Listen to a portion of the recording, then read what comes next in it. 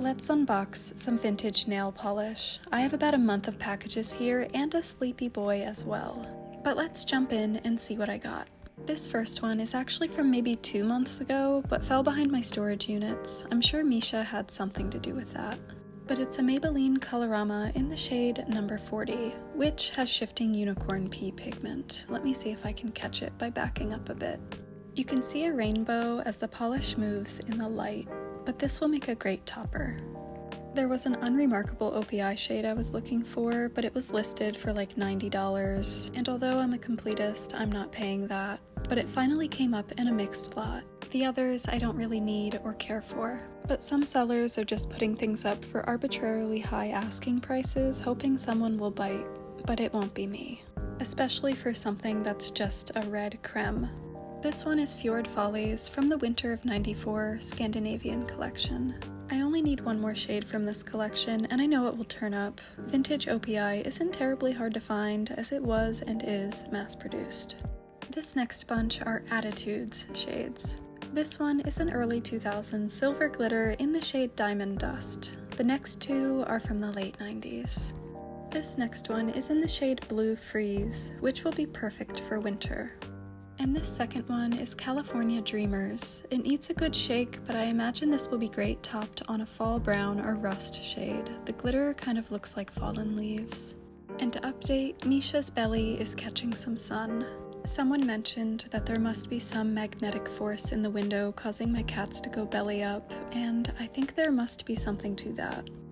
This is an 80s Helena Rubenstein in the shade Volcano Orange. It has a bit of blue flash to it, which is odd. That wasn't apparent when I purchased it, so it's a nice surprise. And then the other is a 90s Jane in the shade Beachy. It's kind of a basic beige with a little bit of a pink flash to it. This came with a free gift. My girl Amy collects mini perfumes, but I'm sure she already has this one, so maybe I'll give it a try.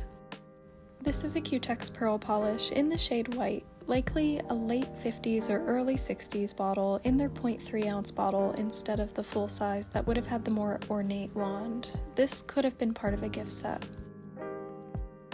This is Gem Smoke by Revlon from 1981. It's hard to find purples from the 80s, so this one is exciting. I doubt there were many Target stores in the 80s. I know my state didn't have one until the late 90s, so the sticker alone is kind of cool. This next box is from my pal Chris. This first one is an Inglot, which isn't vintage yet, but it is a discontinued shade in number 228. It reminds me a lot of Urban Decay's Strip from the 90s, which I've been trying to find a dupe for. He also sent some Armani bottles. This red creme is 503. This one is 105. The next is 400. The beige is 102. This red is 502. And then this really pretty black and teal shimmer is shade 705. Up next is a Guerlain in shade number 109, which needs some thinner. And the last is a Nars from the 2000s in the shade Midnight Express. It's a deep blue jelly. These old rubberized Nars caps get really sticky as they deteriorate, but you can just wipe them off with alcohol or encapsulate them in a black washi tape or masking tape. But this one I'm sure will be really stunning. Thanks so much, Chris, for these beautiful goodies. Before I forget, here's the Urban Decay next to the Inglot. Would it be weird to compare them on the nail since the Inglot is discontinued? I'd ideally like to find an available dupe. Up next are a bunch of 70s L'Oreals. This first one is Brazil Nut. I know somebody asked if I had this ages ago, so pipe up in the comments if you see this and you're that person. I'll have to revive this soon. This brown shimmer is in Tropic of Copper. It has a Skaggs price sticker, which was a grocery store that went defunct in 1979, so it's from no later than that. $1.55 seems really expensive for the 70s. I'll have to plug it into the inflation calculator.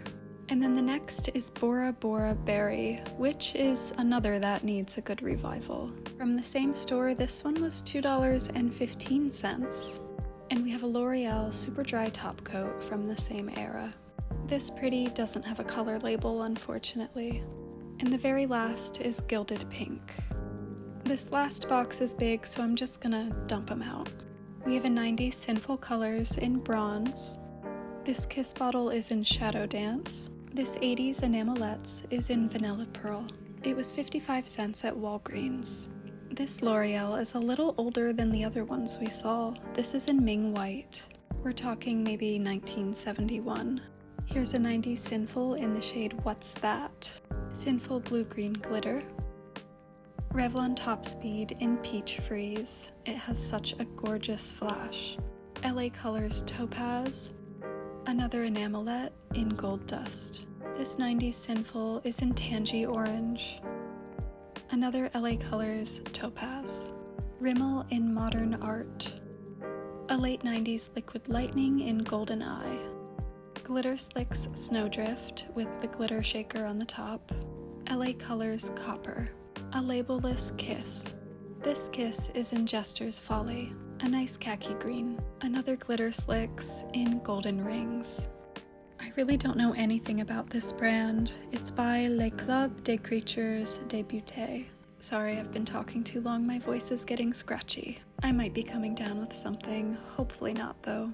But here's everything from the last month or so in summary. Let me know if you see anything that you'd like to see featured, and I'll do my best to accommodate the most popular requests. If you like seeing vintage polish and frequently paid cat tax, be sure to follow or subscribe to see more. Thanks for watching.